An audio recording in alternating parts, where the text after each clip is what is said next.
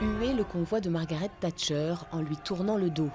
Une action symbolique pour les militants, mais aussi pour les simples citoyens venus dénoncer le coût des funérailles de l'ancien Premier ministre britannique.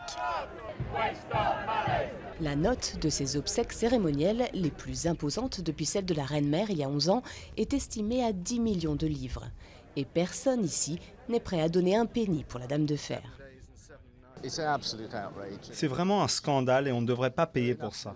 Il y a suffisamment de millionnaires au gouvernement pour financer ces obsèques. Il faut faire des coupes à l'école, dans les hôpitaux, les bibliothèques, et pourtant ils trouvent 10 millions de livres pour donner à quelqu'un qui était l'une des pires personnalités du pays au XXe siècle, pour lui donner des funérailles comme si elle était de la famille royale. La famille royale, justement, a indiqué qu'elle paierait la crémation, les fleurs et le transport. Resteraient à la charge des contribuables britanniques les 4000 policiers et 700 militaires déployés pour l'occasion. Du côté des anciens mineurs de Goldthorpe, dans le nord du pays, dont la vie a été bouleversée par les fermetures des mines dans les années 80, même refus catégorique à l'idée de payer pour les funérailles de Maggie Thatcher. Je suis désolée pour elle et je la respecte, mais elle n'avait aucun respect pour tous les mineurs qui faisaient grève et mouraient de faim. Les enfants avaient faim, on ne pouvait pas les nourrir pendant des semaines et des semaines. Bon ou mauvais goût, chez eux aujourd'hui, l'heure était à la fête.